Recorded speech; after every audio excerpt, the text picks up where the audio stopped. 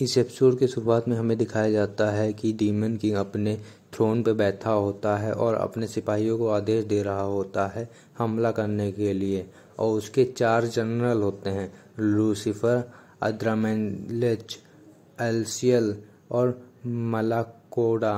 वो ह्यूमंस पे इस वजह से हमला कर रहा होता है क्योंकि डीमन किंग को अपने लोगों के लिए शांति और प्रोस्पेरस लैंड चाहिए था जहाँ पे उसके लोग रह सकें। और डीमन किंग को हराने के लिए एक हीरो को बुलाया गया था जो होली सोर्ड लेके आया था, जिससे डीमन किंग हार जाता है। और डीमन किंग और उस हीरो के बीच में बहुत खतरनाक लड़ाई होती है, लेकिन अंत में डीमन किंग फिर भी हार जाता है। हारने के बाद डीमन किंग एक पोर्टल से अपने एक सहायक के साथ दूसरे वर्ल्ड के लिए चला जाता है और बोलता है हीरो से कि मैं ये एंटी इसला लैंड तुम्हारे हवाले करता हूँ, लेकिन मैं अपना बदला लेने वापस आऊँगा। फिर हीरो भी डीमन किंग का पीछा करती है उस पोर्टल के अंदर। और इधर हमें पता चलता है कि डीमन किंग जब गायब हो गया था अपने एक सहायक के साथ, तो डीमन किंग की आर्मी को बाकी ह्यूमंस ने मारना चालू कर दिया और डीमन किंग की आर्मी की संख्या बहुत कम हो गई। और दूसरी तरफ हम लोग देखते हैं कि डीमन किंग के कैसल में एक लड़की आई है और डीमन किंग के कैसल में कोई भी नहीं है क्योंकि ज़्यादातर लोगों को मार दिया है ह्यूमंस ने। वो डीमन किंग के कैसल में एक पेड़ के पास पहुंचती है वो लड़की और कुछ जादुई स्पेल कास्ट करती है, जिससे वो पेड़ एक चमकने वाली बॉल में कन्वर्ट हो जाता है और वो बॉल वाइट वाइट जल रही होती है। और हमें इधर दिखाया जाता है सेटन, डीमंस का रूलर, एक पार्ट टाइम जॉब कर रहा होता है इधर, और उसका नाम माओ होता है क्योंकि वो सेटन नाम नहीं यूज़ कर सकता।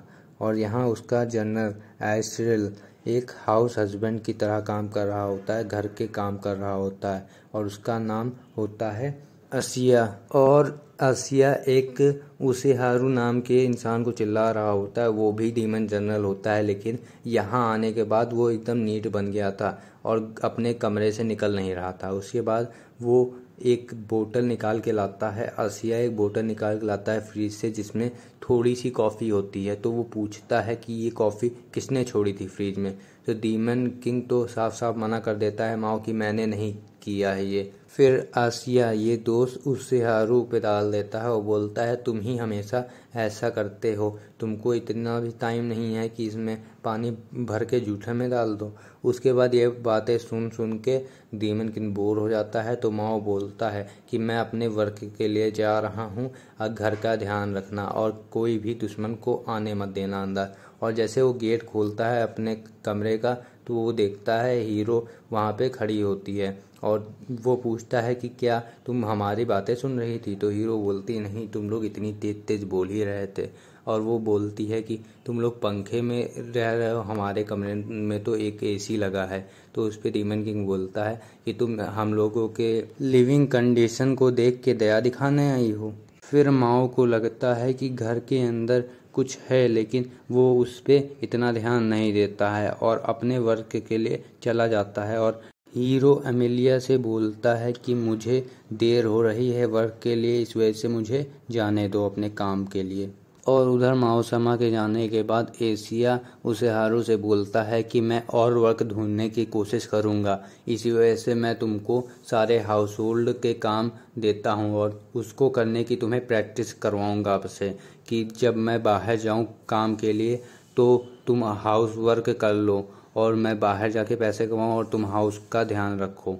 और जब माओ अपने वर्क प्लेस पे पहुंचता है तो वो चीहो से मिलता है, वो लड़की जो जानती है माओ की सच्चाई के बारे में। और तभी माओ बोलता है कि हमको लगता है कि अभी हम दोनों की शिफ्ट सेम है आज। फिर चीहो माओ से पूछती है कि तुमने नई साइकिल खरीदी है क्या।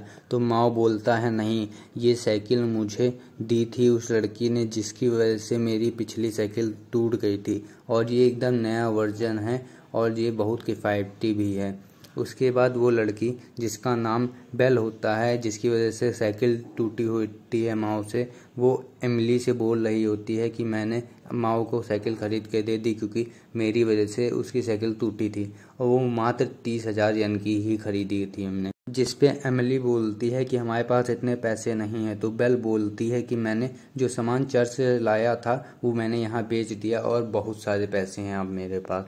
और दूसरी तरफ हम लोग देखते हैं चर्च के द्वारा जब भेजा गया था एक इंसान जो माओ को हराने के लिए, वो अब यहाँ पे रोजाना बहुत ज़्यादा खाना खाता है और मोटा हो गया है और एक फ्लावर का बुके हमेशा अपने साथ रखता है और वो जाता है माओ और चीहो जहाँ काम करते हैं वहाँ खाना खाने के लिए और 10 बर्गर का ऑर्डर देता है। और उसके बाद हम लोग देखते हैं एक बच्चा भी ऑर्डर देने आता है जिसका नाम केंटारो होता है, वो भी एक बर्गर का ऑर्डर देता है। फिर चीहो माओ से पूछती है क्या बात है, तुम चिंता में लग रहे हो? तो माओ बोलता है कि जब मैं घर से निकल रहा था। उसके बाद ये बात कैंसिल करके बोलता है कोई बात नहीं। आप वीडियो को 10 सेकंड के लिए स्किप कर सकते हैं। अगर आपको ये वीडियो अच्छी लगी हो तो वीडियो को लाइक कीजिए, चैनल को सब्सक्राइब कीजिए और कमेंट में बताइए आपको ये एनिमे कैसी लगी। फिर हम लोग देखते हैं एशिया उशिहारू को वॉशिंग मशीन चलाना बता रहा होता है, क्योंकि वो वॉशिंग मशीन सेमी ऑटोमेटिक होती है और बहुत ज़्यादा ही पुरानी होती है। और ये सारी बातें एमिली और बेल सुन रहे होते हैं। तो एमिली बेल से पूछती है कि तुम रोज़ाना ये सारी बातें सुनती हो? तो बेल बोलती है कि रोज़ाना सुनती हूँ, लेकिन आज ये बातें बहुत तेज़ हो रही हैं और ये अजीबोगरीब बातें कर रहे हैं। फिर एशिया उशिहारू को कपड़े तहाना सिखा रहा होता है। तभी उशिहारू बोलता है कि हमने एक ब्रैटिलेटा जर्मेनिका देखा। उसके बाद एशिया बोलता है कि तुम लॉन्ड्री और घर की सफाई करो, मैं बाहर से सामान लेके आता हूँ और मुझे बाहर काम भी है, इस वजह से तुम घर की देखभाल करो। और दूसरी तरफ माओ और चीहो का मैनेजर उन लोगों को घर जल्दी जाने को बोल देता है और उन्हें जल्दी छुट्टी दे देता है उन लोगों के पार्ट टाइम जॉब से। और जब माओ घर जाने के लिए तैयार हो रहा होता है तो चीहो बोलती है कि क्या आज मैं आपके अपार्टमेंट में आ सकती हूँ? आप आज फ्री हैं ना? तो क्या मैं थोड़ी देर के लिए आ सकती हूँ? उसके बाद चीहो दिखाती है माओ को कुछ चीज़ें, कुछ लकड़ियाँ जो रिचुअल्स में यूज़ होती हैं और बताती है कि एमिली ने बोला था कि मुझे देखना है, इस वजह से मैं उसको दिखाने के लिए ले जा रही हूँ। तभी मैं आपके अपार्टमेंट को भी देख लूँगी। तभी मौसम चेंज हो जाता है और माओ बोलता है मुझे बहुत बुरी फीलिंग आ रही है। और दूसरी तरफ घर पे उशिहारू को कुछ मिलता है जो उस पर हमला करता है और उससे लड़ाई कर रहा होता है उशिहारू। तभी बारिश चालू हो जाती है तो उशिहारू को घर के बाहर निकल के कपड़े उतारना पड़ता है, क्योंकि कपड़े गीले हो जाएंगे बारिश में। फिर माओ को चिंता होने लगती है तो चीहो बोलती है कि क्या आप मेरे अम्ब्रेला के अंदर हमारे साथ चलेंगे? मैं आपको आपके घर तक छोड़ दूंगी, क्योंकि मैं भी वहीं चल रही हूँ। उसके बाद हम लोग देखते हैं कि उशिहारू को कुछ दिखता है कपड़ों के बीच पे, उससे वो चिल्लाना चालू कर देता है देखते ही। और जब ये आवाज़ें माओ, एमिली सब लोग सुनते हैं तो वो भाग के जाते हैं और हम लोग को पता चलता है कि वहाँ एक कॉकरोच है और उसका सामना बेल करती है और उसे आसानी से हरा देती है और अपने दम से मार देती है। फिर एमिली माओ का मजाक उड़ाती है कि तुम कॉकरोच से डर गए। तो माओ बोलता है कि अचानक से कोई भी तुम्हारे ऊपर कूदेगा तो कोई भी डर सकता है। तभी हम लोग को पता चलता है कि एशिया बताता है कि बलते जर्मेनिया ये कॉकरोच का नाम रखा गया है, क्योंकि कॉकरोच बोलने से उन लोगों को बहुत ज़्यादा डर लगता था। और हम लोग देखते हैं कि वो लकड़ियाँ जो चीहो लेके आती है वो जलाया जाता है तो वो बहुत सुंदरता के साथ जलती है। तभी चीहो माओ से उसके माता पिता के बारे में पूछती है तो माओ बोलता है कि मुझे ज़्यादा कुछ याद नहीं है, मुझे यहाँ तक अपने माता पिता का थोड़ा थोड़ा ही चेहरा याद है। तभी एक ब्लैक होल खुल जाता है और जिसे देख के माओ सबसे बोलता है कि कुछ चीज़ें पकड़ लो टाइट से, और तभी वो चीहो को पकड़ के एक पेड़ के गले लगा लेता है। और तभी हम लोग देखते हैं कि उस ब्लैक होल से एक बड़ा सा सेब टाइप कुछ ऑब्जेक्ट नीचे गिरा है और उसको देख के एमिली पूछती है माओ से कि ये क्या है? तो माओ बोलता है कि मुझे नहीं पता और तुमको पता होना चाहिए क्योंकि तुम भी उसी वर्ल्ड से हो।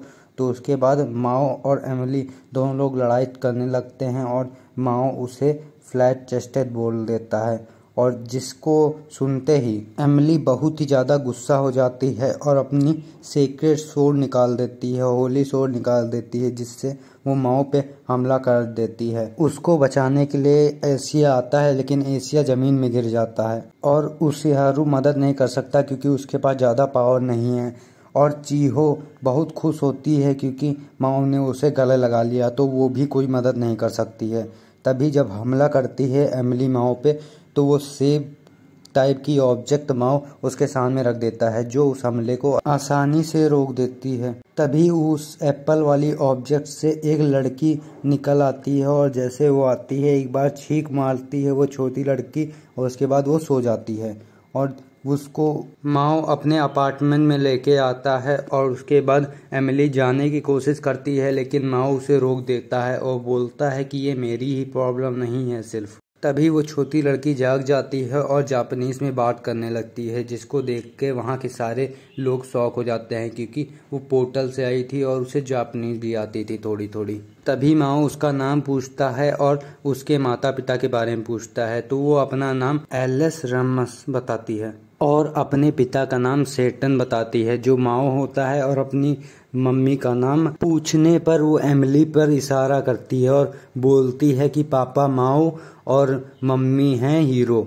यहीं पे एपिसोड ख़त्म होता है और ये था the devil is a part timer season 2 episode 1 Hindi dub.